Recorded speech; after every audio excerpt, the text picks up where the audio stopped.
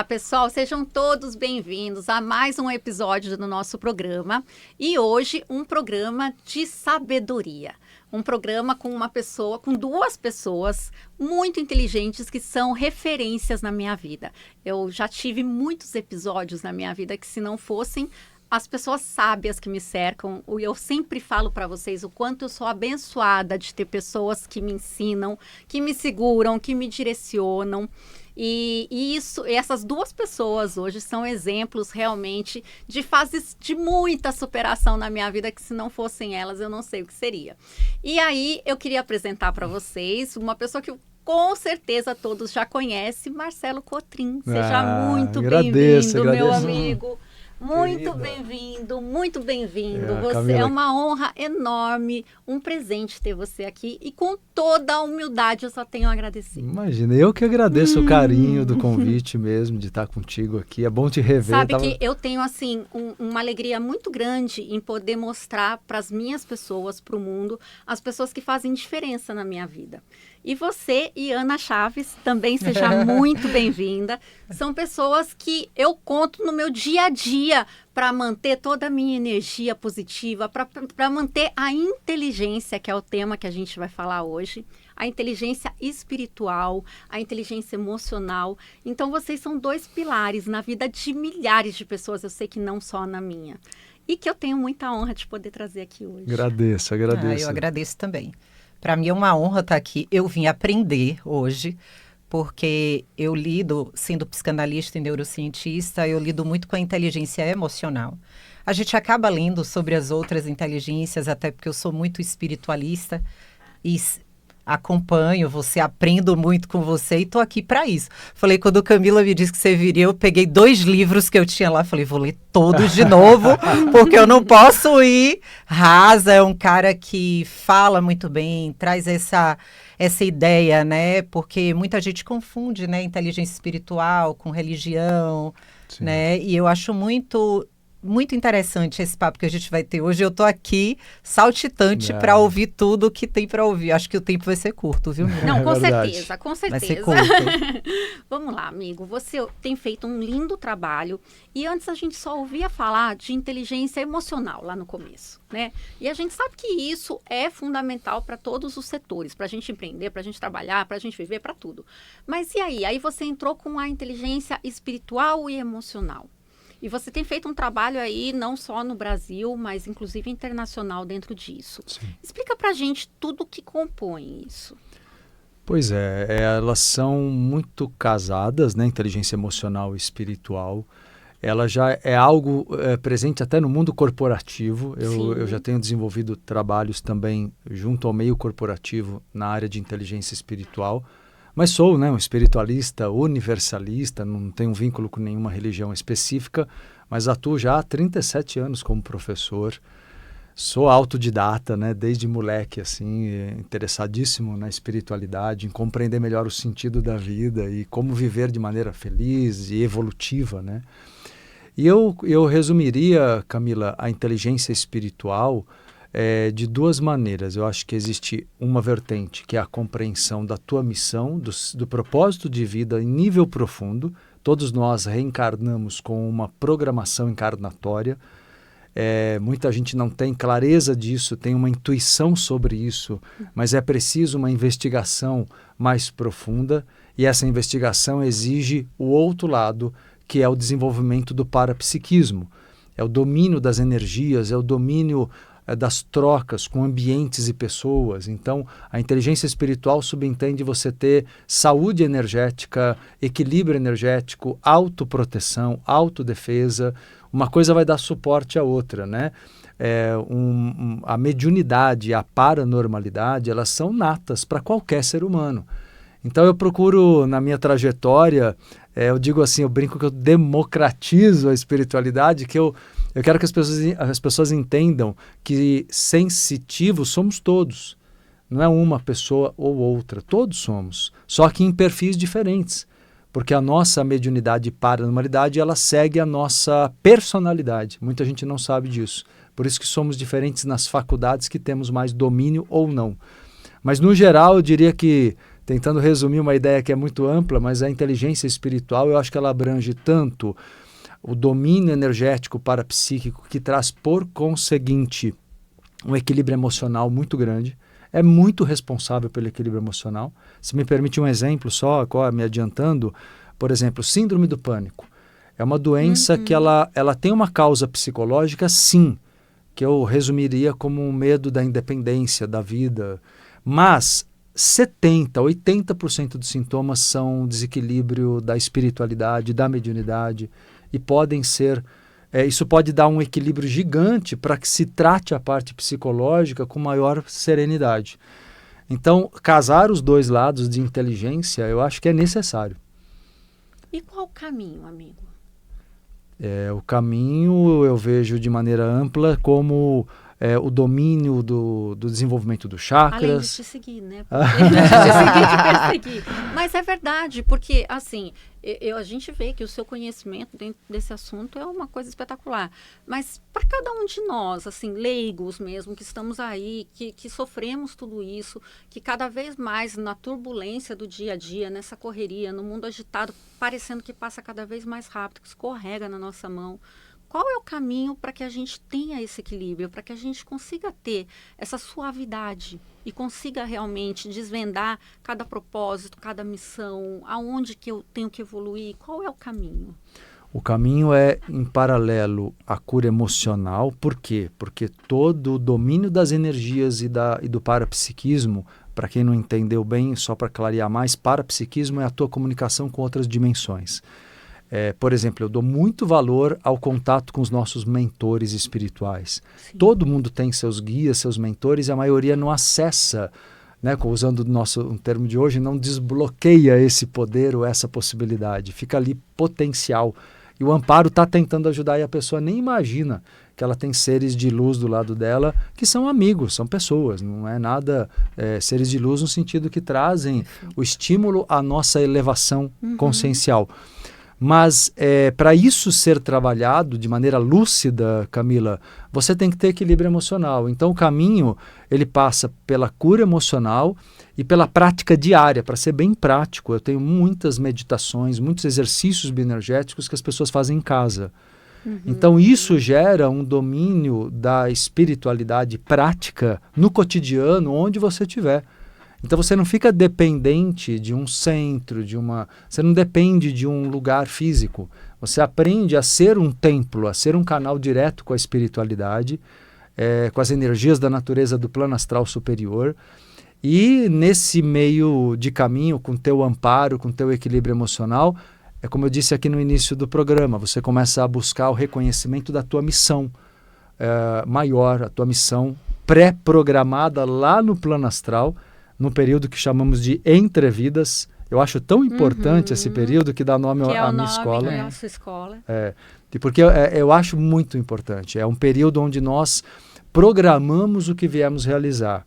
E já deixando claro para as pessoas, geralmente não se cumpre quase nada. Porque, imagina só... Quantos por cento mais ou menos a gente eu ia perguntar isso.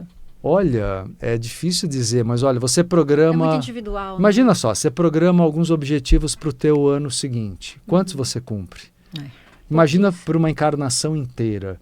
Eu chutado, claro, não temos estatísticas lá do plano astral, mas eu diria que uns 15% é muito. É muito. Eu acho que é muito. Eu acho que as pessoas que conseguem chegar a uns 40% estão ótimas. Nossa, eu acho que estão ótimas. Mas o que é bonito nisso é assim, nós temos o livre-arbítrio. Então, programação não é um destino absoluto. É importante. Tem hora que a gente quer cancelar, né, amigo? Tem hora que era bom dar uma cancelada no livre-arbítrio, né? Deixa eu fazer uma pergunta para vocês dois. Vocês acham que as gerações mais novas, a gente está tendo uma faixa de geração que ela está mais distante do plano espiritual?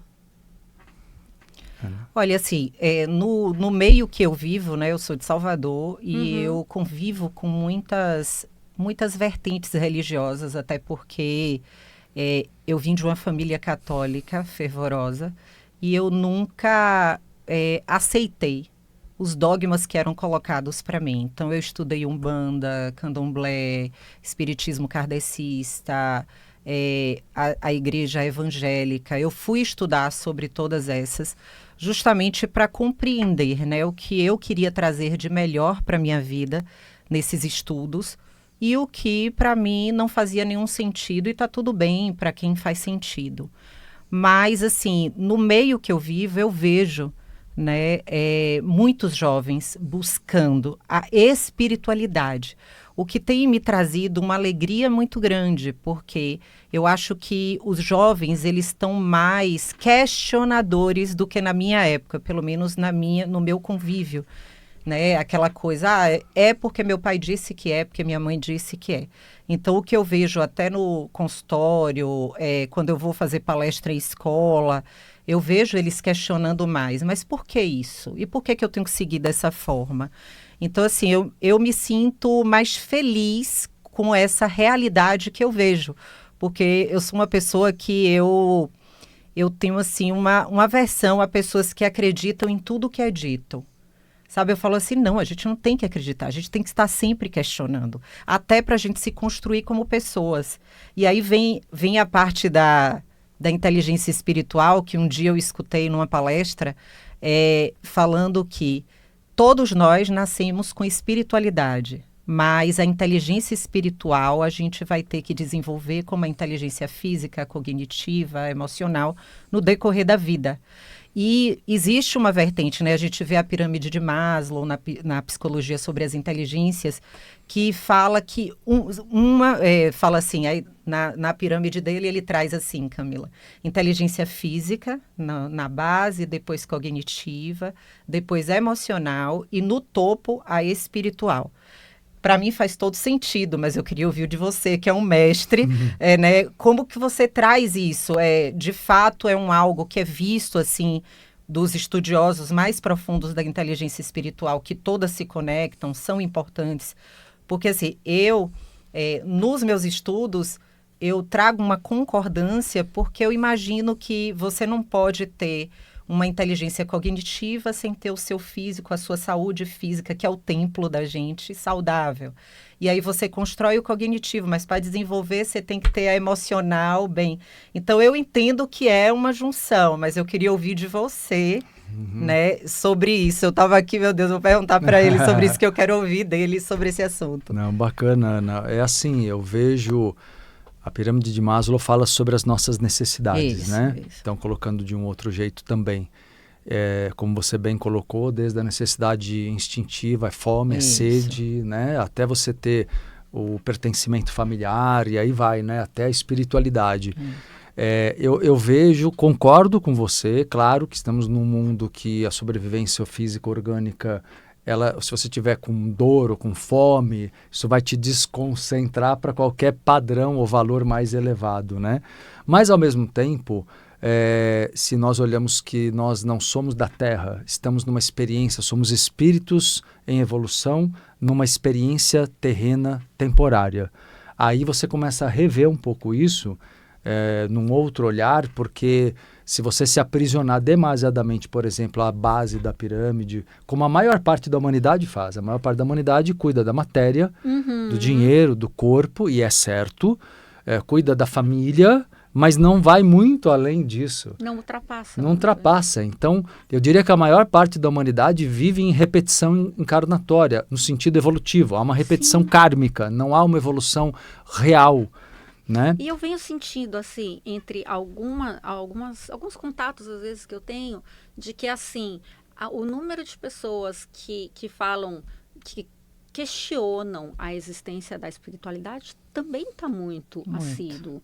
E que eles ligam diretamente ao resultado de vida, a isso, aquilo, mas não enxergam exatamente como um departamento espiritual, né? Como mais uma faixa da vida, como mais um departamento como qualquer outro. E de igual importância. Sabe o que eu noto, Camila? Que eu venho falando há muitos anos, eu vejo que a espiritualidade, ela está começando a ser aceita no campo da cura, mas não no campo da evolução. Sim. Então, por exemplo, isso. Não é isso? Então, se você prestar atenção, as terapias alternativas que estão trabalhando cura, como o ser humano, ele busca se livrar da dor e do sofrimento, aceita, flexibiliza-se para outras formas de medicina, digamos assim. mas ainda tem muita resistência para olhar, ficar independente dos dogmas religiosos, que eu concordo plenamente com a Ana. Não é uma pilastra de solução de um perrengue. Não é. É um departamento que deve ser cuidado tanto quanto qualquer outro. A busca da maioria das pessoas continua sendo preservar o seu mundinho ali, familiar, profissional, e lógico, sobreviver, né? E ter prazer. Quer dizer, na melhor das hipóteses. Raramente você vê as pessoas que têm prazer de nível mais elevado, porque a espiritualidade... Vivendo, né? É o sobrevivendo, não é vivendo. Exato, exato. E o sobreviver deveria ser só o suporte como eu falei, do momento. Sim. Só dando uma reflexão. Só as faixas de baixo, né? Da pirâmide, como ela citou. As faixas de baixo é o sobreviver, mas o viver, ele está acima. Se me permite um exemplo, Camila, claro. Que eu acho um pouco incomum o exemplo que eu vou dar. Não é comum se fazer essa reflexão, mas como espiritualista eu quero jogar isso para todo mundo pensar. As pessoas vivem tanto aqui, preocupadas com seus filhos, sua família, e óbvio, todos nós temos essa atenção e priorização, é compreensível, mas alguns são muito apegados. E às vezes o apego, ele é doentio, ao ponto de uma pessoa viver uma relação familiar ali tóxica, mas ela não para ver que aquela relação, o ciclo dela já terminou para ela, não está tendo crescimento ali. Mas o que eu quero dizer com isso é o quê? Quando a pessoa desencarna, ou no plano astral, onde existem cidades espirituais, lá no período entre vidas, entre uma vida e outra, você não tem elos de sangue. O que você faz com isso? Pensa que lá no plano espiritual, Nossa, isso foi perfeito. Pensa nisso, você não tem... É materialismo você se hiperapegar. Não tem elos de sangue. Olha, gente, que grandioso. Então você vai reconhecer as pessoas afins, filhos de alma, irmãos de alma, realmente por afinidade. Você não vai ter como se apegar a uma família de sangue porque ela não existe. Então, assim... Parece que, você falando assim, amigo, parece que a gente perde tempo com tanta coisa pequena. Perde muito tempo. Né? E deixa de olhar para tudo que é tão gigante. Exatamente. E eu estou dando esse exemplo, você compreendeu bem, né? Sim. Porque, na verdade, o elo de sangue é uma justificativa do materialismo desse mundo. E de para tantos muitas problemas estruturas. Que às vezes consomem 1/10 do nosso dia. A gente já viveu centenas de encarnações. Então temos... quantos filhos você já teve por vidas e vidas e vidas? E pode ter certeza, quando você reencontrá-los, as almas, em um dia, você vai ter o mesmo amor que você tem pelos seus filhos de hoje. Marcelo, então a coisa quebra o paradigma. Você trouxe algo assim que já a minha mão suou, assim, que você falou Nossa, assim... eu quero uma entrevista de 3 dias, Marcelo. Vamos embora, pode ser. Pode ser. Assim, primeiro essa reflexão aí que me emocionou muito, mas vamos... Você fala da conexão, né, com os nossos guias. Eu acredito muito nisso. Mas, assim, eu vejo muitas pessoas... Eu tive que me reinventar para conseguir me conectar com meus guias. Porque eu vivia totalmente no automático. Eu não conseguia... Eu ia nos lugares, né? Os espiritualistas falavam... Cara, a gente olha para você, espiritualidade pura, e como é que você não está ouvindo o que seus guias estão falando? E eu não conseguia, porque eu estava numa vida de tanto sofrimento, dor, na época entrei em depressão. Aquilo que você falou da síndrome do pânico é muito perfeito, porque eu vivi isso. E uma espiritualista falou para mim, né? Ela falou assim, o que está faltando para você está tratando tudo, mas não está se conectando com o espiritual. E aí eu queria, assim, que você trouxesse, né? Porque, para mim... Eu já escutei, mas quero ouvir de você como, né? É desacelerar, é meditar, é estar mais com a natureza. Assim, foi para uma entrevista do como. O que é isso, entendeu? Como que as pessoas conseguem começar, pelo menos, para poder se conectar? Porque hoje eu vivo isso e é fantástico. Assim, hoje de manhã eu recebi uma proposta de fazer um trabalho e aí eu parei, respirei, falei, eu preciso ouvir. Se eu posso ir ou não, se vai ser bom para mim. Meu coração travou, na hora eu senti minhas mãos geladas, e assim, dentro da minha cabeça eu ouvi, você tem que estar aonde cabe a sua energia. Para mim foi um não, e eu disse não. Seria muito bom para outras vertentes, mas...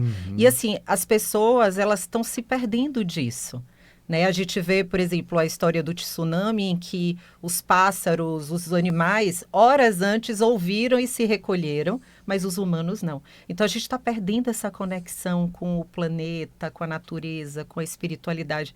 Queria que você trouxesse isso, porque eu quero aprender também com você. Puxa, eu acho que envolve, claro, uma reprogramação mental e emocional. Sim. Tem um lado de estudo e autoestudo profundo, tanto do psicológico, do aspecto psicológico, quanto do aspecto espiritual. E é como eu falei, Ana, as práticas meditativas são importantes para você abrir esses canais que você tem, que todo mundo tem, de contato com as outras dimensões. Até para desmistificar mesmo e ver que os mentores são amigos, né? E uma coisa importante das pessoas entenderem, né? A sua intuição vem muito através... Por que eu falo cura emocional junto sempre? Porque você tem que eliminar a razão excessiva. Por exemplo, o que é uma pessoa que ela diz assim, às vezes chegam alunos meus nos cursos terapêuticos e falam: Marcelo, eu sou muito racional. Eu falo, então você tem um mecanismo de defesa, porque racionalidade excessiva é medo. Ninguém é muito racional. Não tem bebê muito racional. Todo mundo nasce emoção. A razão é importante, mas a razão excessiva não é um traço de personalidade. Você tem um vídeo desse no seu Instagram? Ah, sobre isso? Acho eu tenho um monte de gente para encaminhar. Acho que eu tenho. Vou procurar, com certeza. Agora, vamos ter. Porque verdade. É perfeito isso aí. Você entende? A gente ouve isso o tempo todo, ouve, né? E as pessoas até se orgulham disso, como se Isso. dissessem, não, eu estou acima da média observando mais, ou sou mais crítico. Na verdade, você tem mais medos, né? E esses medos que geram racionalismo excessivo é o que bloqueia aquela intuição que você falou, que nós, como tanto o lado espiritual quanto o lado bicho, permitiria esse instinto e essa intuição, né, para perceber onde é para se confiar ou onde não se confia em relacionamentos, em experiências diversas da vida. Então, na verdade, eu acho que é uma cura emocional que, de um lado, falando de modo prático, te coloca em estado de presença, eliminando a ilusão do tempo. A gente sabe que tempo não existe mesmo, né? O passado é memória, o futuro A é... gente sabe. Sabe, não sabe? A gente é muita... Como diria, sabe, como Marcelo. diria meu filho nesse momento, a gente é muita gente. A gente é muita gente. Ele falou, com certeza, a gente sabe. Meu filho sempre fala essa frase, mãe, a gente é muita gente. A gente é vamos boa. começar. Mas antes então eu quero olha, falar então eu reafirmo aqui, né? O tempo de fato não existe. Eu queria... Continua naquela frase que você estava falando, o passado... O passado, ele é só memória e o futuro é só imaginação. Então você só tem eu gosto muito de um conceito do hinduísmo que ele diz assim, e ele fala, confirma e afirma isso: o tempo não existe, a única coisa que existe é um único instante eterno. Nós temos o agora. Então, a grande cura de tudo que desviou o ser humano da sua natureza, ainda voltando à tua pergunta, Ana, é justamente o resgate dessa grande verdade da existência. Só existe o agora. Então, felicidade, por exemplo, uma frase extremamente incoerente é quando alguém vira e fala assim: eu tenho uma vida feliz. Eu tenho uma vida feliz, não existe. Felicidade é sentimento. Ou eu sou feliz, eu me sinto feliz, ou eu não me sinto feliz. O que eu tenho não tem nada a ver. Entende? Você pode ter uma família dita linda, um trabalho maravilhoso, ter saúde e não ser feliz. A felicidade, e aí eu gosto de lembrar onde a gente encontra o modelo da felicidade. Na criança de 3, 4 anos. Ai, é lindo. Porque uma criança não tem passado, não tem futuro, não tem nem ideia de que exista esse tipo de conceito fantasioso que o adulto cria, porque ele só serve para a gente organizar nossos calendários, né? Mas, na verdade, ele na natureza não existe. Você tem movimento na natureza. O que é o tempo, segundo a própria física quântica e segundo a espiritualidade? O tempo é o deslocamento no espaço. Eu me desloco. Isso me dá uma sensação de passagem de tempo. Então, na verdade, a questão do livre-arbítrio é como eu vou usar, se a gente não cancelar ele, como que eu uso o meu livre-arbítrio para justamente fazer com que eu me desloque para o lado certo. O que é o lado certo? O lado que vai me fazer feliz e vai me permitir evoluir. Então, na verdade, quando eu voltar, o estado da criança tem que ser resgatado no adulto. Presença, para a gente viver a verdade da vida. Por exemplo, a gente está aqui nesse programa teu, mas esse programa não é um programa só que vai ao ar. Não, ele é a vida que a gente está vivendo agora. Nós não estamos em outro lugar, a vida real é isso aqui. E o nosso tempo está acabando. É, Acabou. então. Ai, gente, não. Gente, Essa literalmente não olha, poderia, Camila. Olha, amigo, que é impressionante, né? Tem pessoas que elas não passam pela nossa vida, elas marcam a nossa vida e cada vez que a gente encontra, essa marca é mais profunda. E olha, amigo, que honra eu tenho de ter te conhecido, eu poder também, te você é chamar uma de querida. amigo. Ter a Bruninha, eu deixo aqui um abraço enorme para a Bruninha, que também é outra pessoa espetacular. E que é sempre um grande ensinamento, uma grande sabedoria estar com você. Só gratidão. Agradeço Ana, o carinho. muito Desculpa aqui ter obrigada. tomado muito tempo. A gente quer que você tome todo o o nosso tempo do mundo. amigo. Redes sociais. @oficial Ana Chaves. Entre Vidas. @Marcelo Cotrim Oficial. E, gente, persigam, vão atrás dessa escola, façam inscrição, acompanhem, liguem para a Bruninha, façam parte desse time de pessoas sábias. Camila Silveira Oficial, muito obrigada e muita gratidão por esse programa de tanto ensinamento. Mas as frutas Obrigada, dele Euri. são todas da natureza, de